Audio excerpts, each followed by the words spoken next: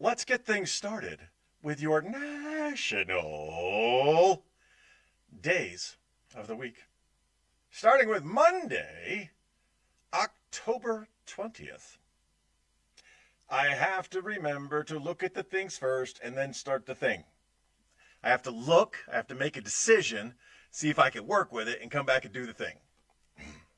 Starting with Monday, October 20th. It's National Chicken and Waffles Day, baby. Mmm, mmm, mmm.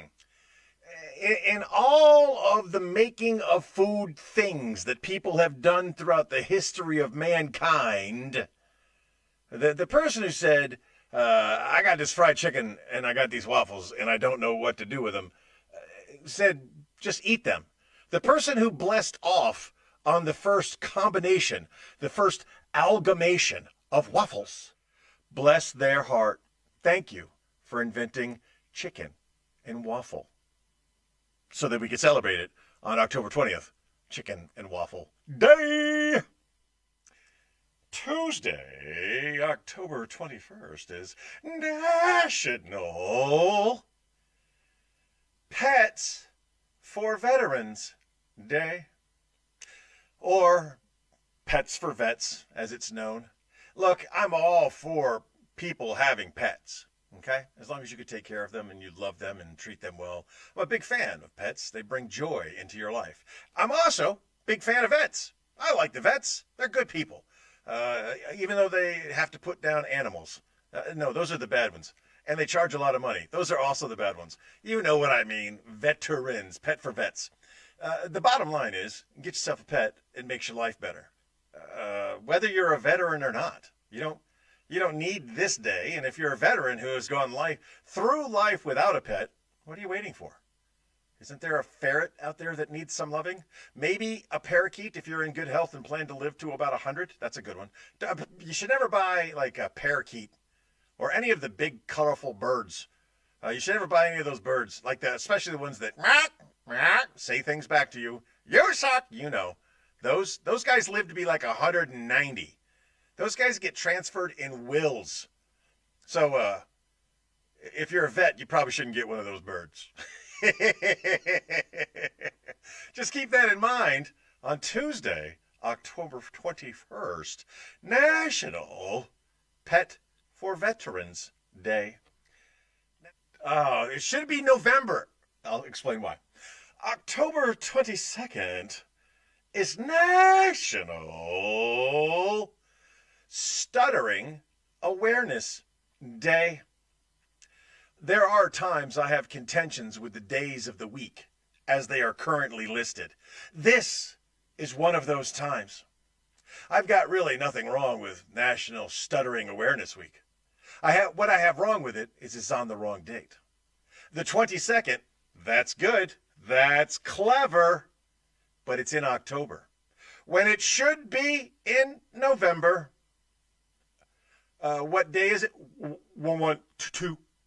Ha ha ha ha! A stuttering thing. And if James Earl Jones taught me nothing, other than a man with a sexy voice can do amazing things, he also taught me that stuttering can be controlled.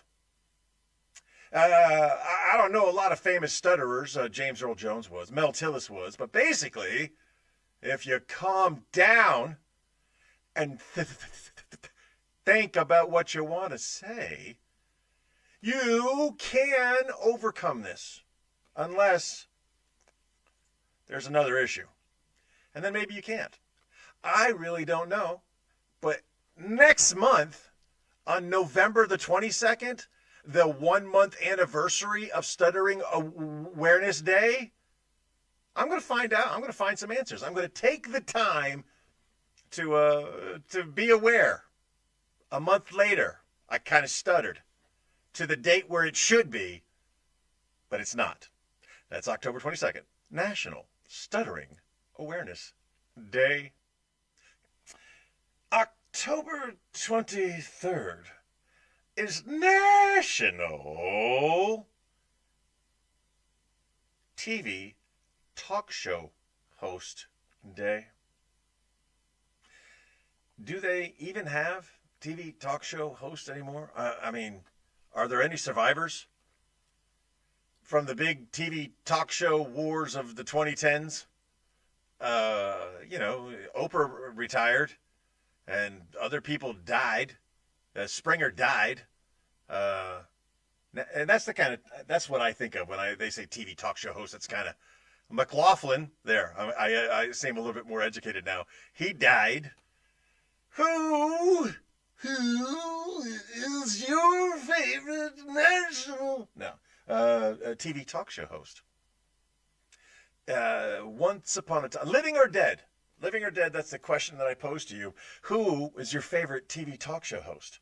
I grew up in a time with a bad TV talk show host named Morton Downey Jr. Man, we had some fun watching that show because that was what TV was meant to be. Friday, October 24th. It's National Bologna Day. What is that, TK? What did you say? Did you say Bologna? Baloney. Bologna. There's some silent letters in there. Big fan of silent letters, TK tells you, from third person. I don't know if you know that, but I love bologna. There's a particular type of bologna that I like. It's an Italian version. It's called mortadella. That's my favorite bologna in the world. But that's not what you think of when you think of bologna. You think of just freaking bologna. I get it. And what makes the perfect bologna sandwich? I don't think it takes much. I think a skillet, a piece of bologna, and 2 slices of Wonder Bread. I think that is the perfect bologna sandwich because you eat bologna sandwiches like that at 2 points in your life. When you are poor and coming up, and immediately following divorce, separation, relationship endings. When you're building your life, you eat fried bologna sandwiches. And then when your life crumbles and you have to start over again from scratch, well, tried and true. That's only, to be clear, that was only to get protein into your system. Because the cheapest thing to do after you lose everything is just ramen noodles. They will sustain life for a period of time. What was the S word I was trying to say there? They will sustain life for a significant amount of time. Just ramen noodles and vodka. Ramen noodles and vodka. That is the post divorce separation diet right there. It gets you through. It clears your mind and it feeds your belly. But every once in a while, you got to get some protein in you, so you get a fried bologna sandwich. And no condiments, no cheeses, just fried bologna. You're not even using oil when you fry it. You're frying it in its own delicious goodness. Fried bologna, 2 pieces of Wonder Bread, and savor it. Eat it slowly. So you can trick your mind into thinking it's steak. Yeah. That is October 24th, National Bologna Day. For October 25th, National I Care About You Day. Now that's not inaccurate. It's not wrong. Me and Chick Brew both can consider our audience our friends. And I care about you and my family. I care about them and my friends. I care about them. I do. If you are hearing the sound of my voice, most likely care about you in some way, shape, or fashion. I probably care about some more than I care about others. I mean, who doesn't? But I genuinely care about you. And the tone of our show throughout the years has always been with a positive attitude.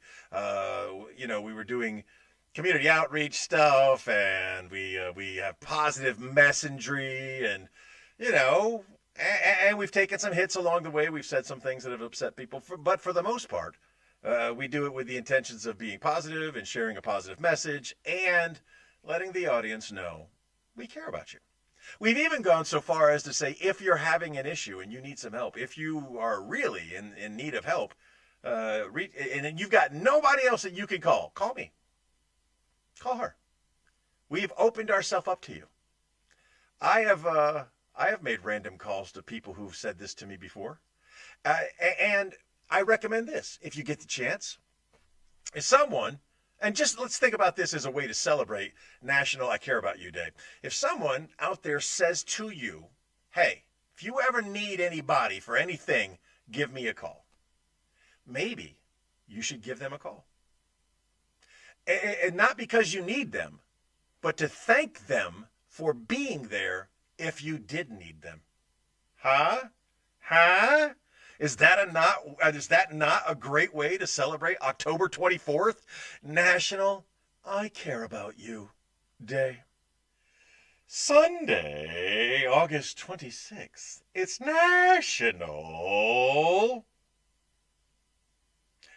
Mother-in-Law Day. My Mill is always in my heart. She's an amazing Mill. And I call her Mill and she calls me Sil. And for the most part, most normal people understand those are just easy abbreviations. She's an amazing woman, and she's done amazing things.